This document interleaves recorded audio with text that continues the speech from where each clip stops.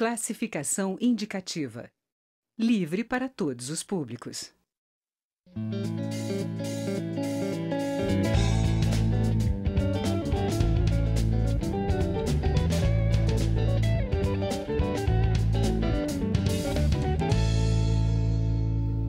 Olá!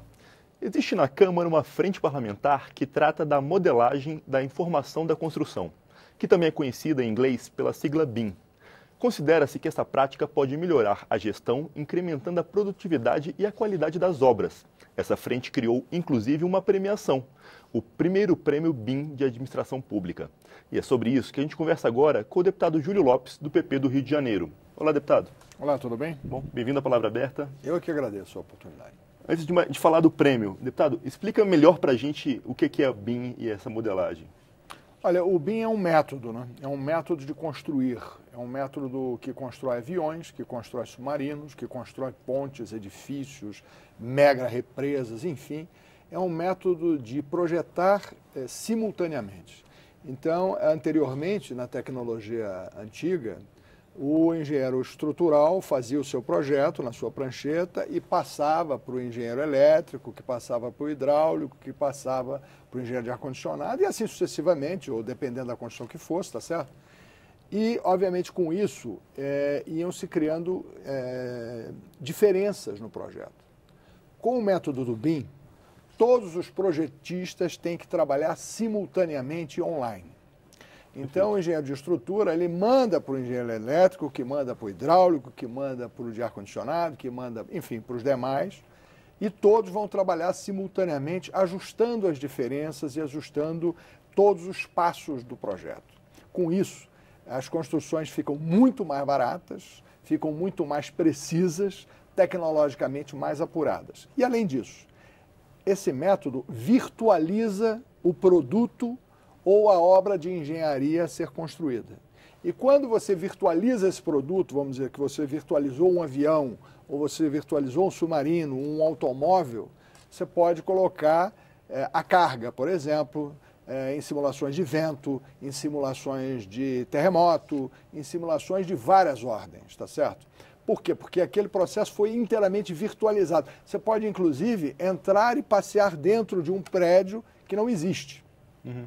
As pessoas hoje cada vez mais estão familiarizadas com isso, não é? E esse tipo de projeto, ele permite uma perfeição e uma adequação que nenhuma outra metodologia permite. E só para o senhor e a senhora ter uma ideia, esse processo, esse método foi tornado obrigatório para as contratações do governo inglês em 2006. Depois ele virou uma norma para a comunidade europeia inteira, já próximo de 2008. Passou a ser obrigatório também nos Estados Unidos e depois sucessivamente no Canadá, praticamente no mundo inteiro. Aqui na América do Sul ele já é obrigatório como norma para a contratação de obras públicas, tanto no Chile quanto no Peru.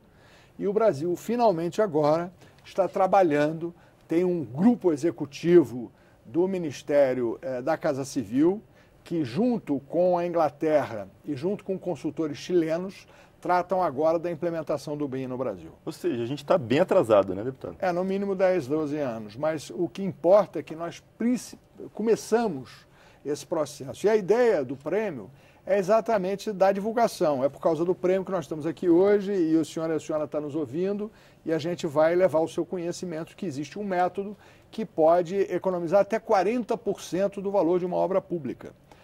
Esse método tem sido usado em todas as grandes construções do mundo. Eu não sei se você viu agora na última revista Veja, tem uma ponte extraordinária que liga Hong Kong a Macau, quase 100 quilômetros de ponte. É extraordinário porque ela vem por cima do oceano, submerge, fica 6,5 quilômetros embaixo d'água. E, enfim, são 10 vezes a ponte Rio-Niterói. Deixa no chinelo, né? 10 vezes a ponte Rio-Niterói. E tudo isso feito com essa metodologia, economizando muito recurso. No Brasil nós temos também uma ponte em Santa Catarina, bem menor, obviamente, mas já feita com BIM, e isso também economizou cerca de 40% de materiais, de gasto, de tempo, enfim, de tudo aquilo que é alocado na obra. Essa economia é porque, por exemplo, erra-se menos, por exemplo, aquela coisa de faz e desfaz? Isso. Exatamente, não só porque você não faz e desfaz, porque você primeiro faz tudo virtualmente. Então, se for ter que se desfazer ou se for ter que adequar, você adequa primeiro virtualmente, você não bota tijolo, cimento, hora homem, mão de obra, etc. Primeiro você faz toda a execução de forma virtual, submete aquela execução à carga, a vento, se for uma ponte, por exemplo, a vento, a pressão, a peso, a todo tipo de situação de ocorrência que pode ter, e aí você vai eliminando virtualmente aquelas imprecisões até que ela está aprovada em todos os testes. Quando ela estiver finalmente aprovada em todos os testes, você passa então a execução no real. Então isso é um método que facilita e que economiza extraordinariamente, passou a ser obrigatório no mundo inteiro. E eu tenho feito um esforço aqui no Brasil, como deputado e como presidente da Frente Parlamentar, já há uns 2 anos, para que a gente avance. Finalmente conseguimos fazer esse acordo com a Inglaterra, com o Chile. Estamos implementando finalmente isso no Brasil, mas é um processo difícil, porque no Brasil são 5.600 municípios.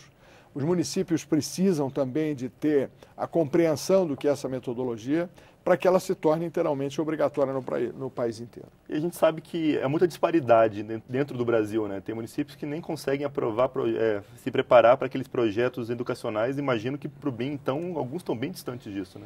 Sem dúvida nenhuma, a gente tem uma disparidade enorme no país, porque já existem milhares de construção em BIM pelo país inteiro. Aqui mesmo na esplanada dos ministérios, tem alguns prédios do próprio ministério que estão sendo reformados com BIM, porque ele não se aplica só a construções novas, mas ele se aplica também à reforma, enfim, a todo tipo de construção, seja de um produto, de um bem ou de um imóvel, você pode aplicar o BIM como metodologia.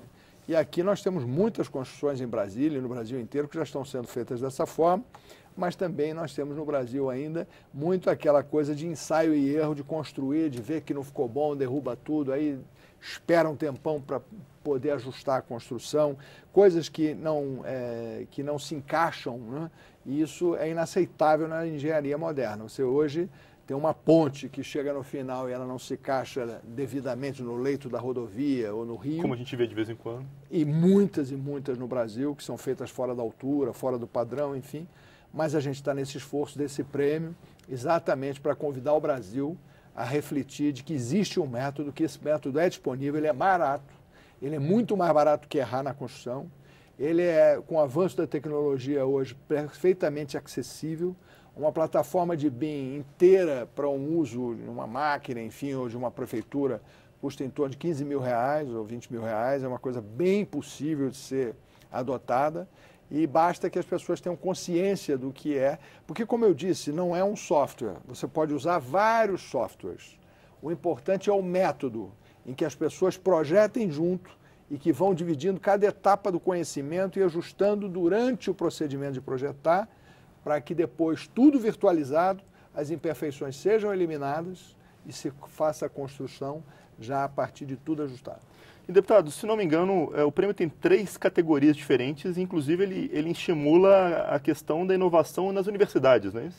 A ideia que nós estamos tentando, obviamente depois outros vão aprimorar isso, a ideia é que a gente tenha um prêmio para aquele que projeta, para aquele que educa, ou seja, aquele que ensina, e para aquele que contrata, porque é importante também a gente estimular os contratantes a pedirem essa metodologia. A gente quer que os governos contratantes, e não só governos, mas também a iniciativa privada, passe a exigir esse método para que a gente tenha melhor qualidade de construção no Brasil, com melhor competitividade, menor preço e mais qualidade. Deputado, a premiação está marcada para agora, não é isso? Dia 7 de novembro agora nós vamos dar esse prêmio aqui no Salão Negro. Eu espero que a gente tenha um bom comparecimento, que a imprensa cubra, porque a ideia, como a gente já falou no início, é divulgar que essa metodologia está à disposição do Brasil e do mundo para baratear as obras, para fazer com que os produtos sejam mais baratos, acessíveis e otimizados. Deputado Júlio Lopes, felizmente nosso tempo já está acabando, mas muito obrigado pela sua participação aqui no Palavra Aberta. Eu que agradeço aí o Palavra Aberta pela possibilidade de estar levando um pouco do conhecimento do que é essa metodologia do BIM, que tanto pode ajudar o Brasil. Eu sou Juliano Pires e este é o Palavra Aberta. Você pode conferir esta e outras edições do programa no site câmara.leg.br/palavra aberta. Fica por aqui. Até mais.